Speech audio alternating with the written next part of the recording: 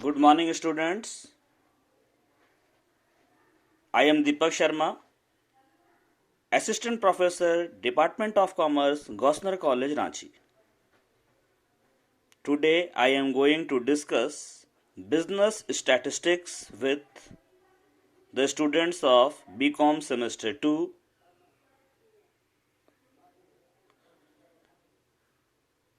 हमारा टॉपिक है measures of central tendency,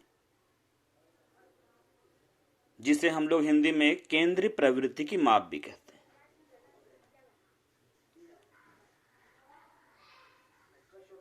ये जो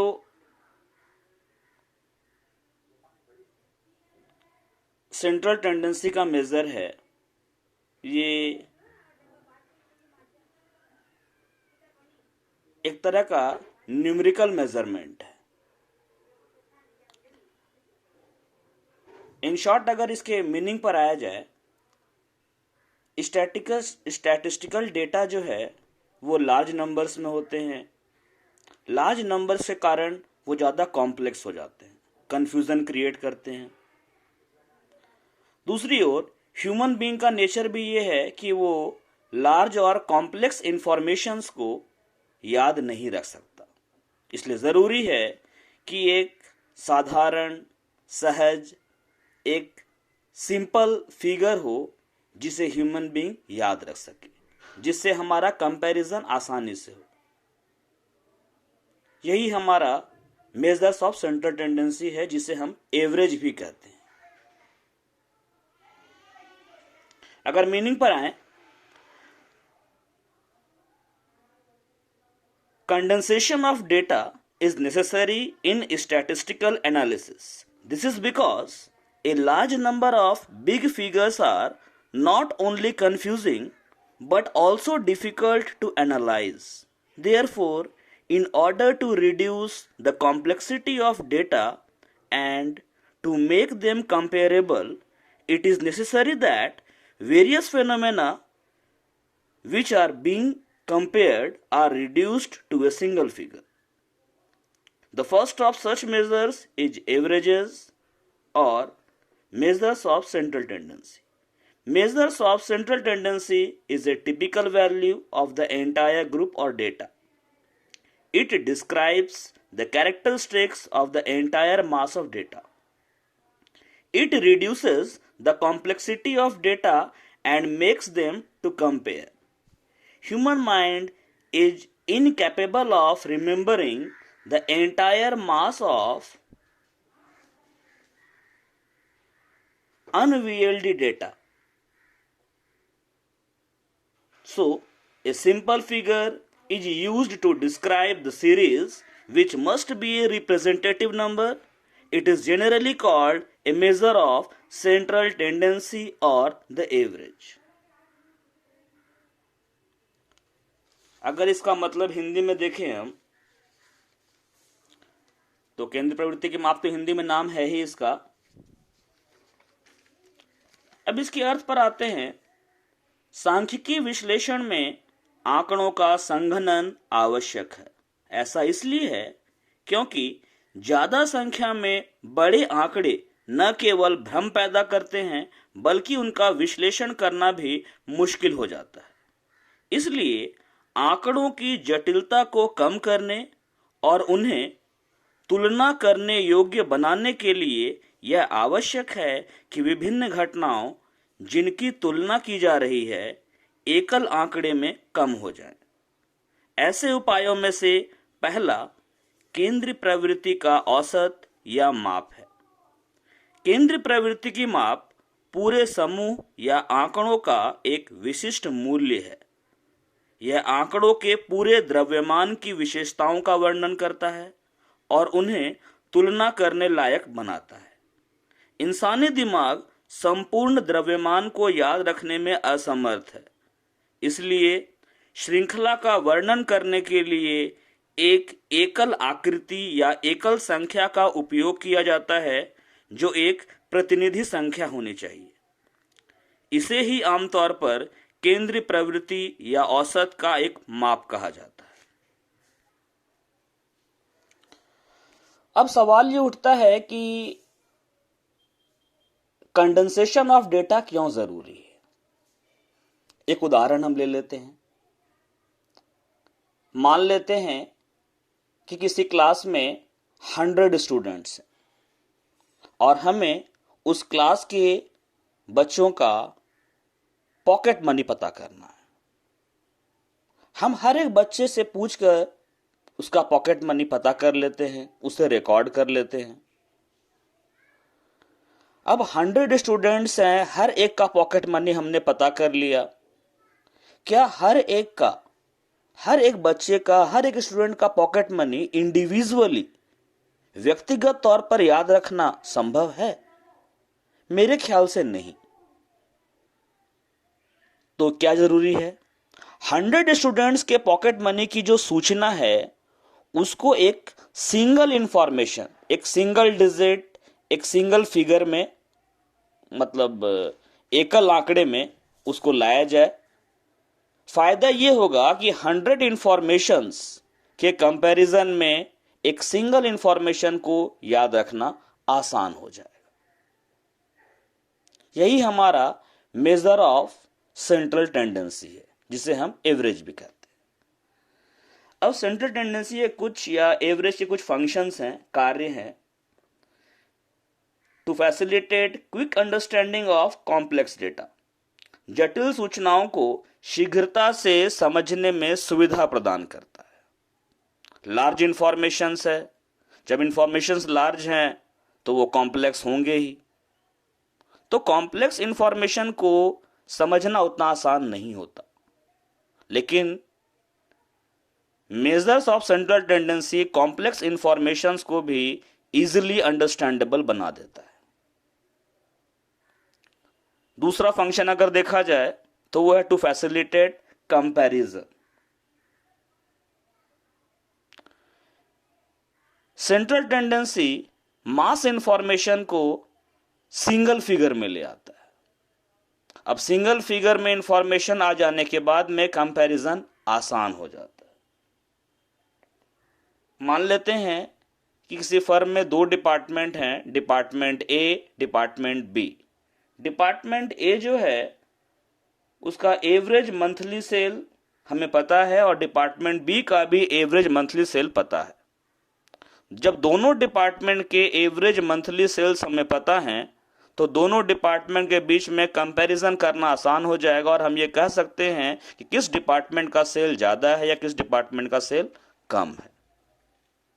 तीसरा फंक्शन है इसका to know about the universe from a sample. Sample का जो एवरेज है उसकी मदद से हम पूरे पॉपुलेशन के एवरेज को मालूम कर सकते हैं। मतलब दोनों में रिलेशन सैंपल पॉपुलेशन से ही निकला होता है। सैंपल चूंकि पॉपुलेशन से निकला होता है इसीलिए सैंपल की मदद से पूरे पॉपुलेशन के बारे में बताया। इसके अलावा मेजर्स ऑफ सेंट्रल टेंडेंसी मतलब एवरेज का जो वैल्यू है वो डिसीजन मेकिंग में भी हेल्प करता है। जहां कहीं मेजर्स ऑफ सेंट्रल टेंडेंसी की सहायता से हम लोग डिफरेंट स्टैंडर्ड्स सेट कर सकते हैं, एस्टिमेट लगाया जा सकता है और भी कई तरह के मैनेजरियल डिसीजंस, प्रबंधकीय निर्णय लिए जा सकते हैं। लास्ट फंक्शन है इसका to establish mathematical relationship.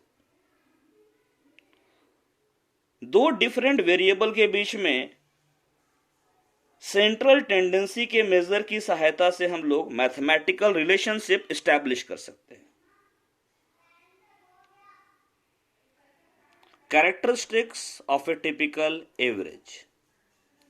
A measure of central tendency is a typical value around which other figures congregate. An average must possess the following characteristics. मतलब पूरे यूनिवर्स का जो डेटा होता है अगर उसको एक रिप्रेजेंटेटिव नंबर में कन्वर्ट कर दिया जाए, मीन्स सेंट्रल टेंडेंसी का वैल्यू मालूम कर लिया जाए, तो आप ये देखिएगा कि जो पूरे यूनिवर्स का हर एक डेटा जो है वो लगभग या कहा जाए कमोबेश उसी सेंट्रल वैल्यू के इर्द गिर्द घूमता रहता है। कुछ कैरेक्टरिस्टिक्स हैं इसके। It should be easy to understand, समझने में आसान होना चाहिए। It should be simple to compute, गणना करने में सुविधा होनी चाहिए। It should be based on all the items in the data, मतलब यूनिवर्स में जितने डेटा हैं, जितने इंफॉर्मेशंस हैं, उन सभी के आधार पर यह होना चाहिए। It should be capable of further algebraic treatment. Typical average ऐसा होना चाहिए, मतलब जो विशिष्ट औसत है आपका वो ऐसा होना चाहिए कि अगर बाद में कभी आपको कोई बीजगणितीय गणना करनी है तो उसमें भी ये काम आए। It should be capable of being used in further statistical computation, future में कोई स्टैटिस्टिकल कंप्यूटेशन करना हो उसमें भी ये काम आए। अब आते हैं जो इम्पोर्टेंट पार्ट है हमारा, कि मतलब किस तरह ये सेंट्रल टेंडेंसी जो है वो अन्य चीजों से अलग है। कुछ विशेषताएं हैं इसकी जो बाकी चीजों से अलग करती हैं। फर्स्ट है measure of the first order. First order में क्या है?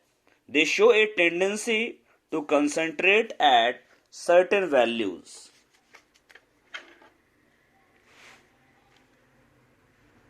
They show a tendency to concentrate at certain values, usually somewhere in the center of the distribution. Measures of this tendency are called measures of central tendency or average. ये first type है जिसमें हम लोग mean या arithmetic mean की study करते हैं। Mean, median, mode. Second order में the data vary about a measure of central tendency and this measures of deviation is called measures of variation और डिस्पर्सन, जिसमें हम लोगों को पढ़ना है range, quartile range, mean deviation, standard deviation, variation. इसके बाद the data in a frequency distribution may fall into a symmetrical or asymmetrical pattern। मतलब जो फ्रीक्वेंसी डिस्ट्रीब्यूशन जो डेटा है वो मतलब सम या विषम पैटर्न का हो सकता है। The major of the direction and degree of asymmetry, मतलब वो किस दिशा में जा रहे हैं और उनमें विषमता की जो मात्रा है उसके लिए मेजर्स ऑफ स्क्वीनेस है, जो कि थर्ड ऑर्डर का मेजरमेंट है। चौथी खूबी या चौथा जो बाकी लोगों से अलग करता है, polygons in frequency distribution exhibit peakedness. Measures of peakedness are called measures of kurtosis. Polygon जो हम लोग बनाते हैं, पॉलीगॉन में जो शिखर मतलब जो कि पिकेडनेस होते हैं उसके कैलकुलेशन के लिए क्यूटसिस। टाइप्स ऑफ एवरेज अगर हम देखें, central tendency, kinds of average. पहला है मैथमेटिकल एवरेज, दूसरा है एवरेजेस ऑफ लोकेशन और तीसरा है कॉमर्शियल यानी कि बिजनेस एवरेज। मैथमेटिकल एवरेज में चार तरह के एवरेज हैं, arithmetic mean, geometric mean, harmonic mean और क्वाड्रेटिक मीन। अर्थमेटिक मीन दो तरह के हैं, सिंपल एंड वेटेड। जो दूसरे टाइप का एवरेज है एवरेजेस ऑफ लोकेशन, पोजीशन वाला एवरेज, उसमें है मीडियन और मोड।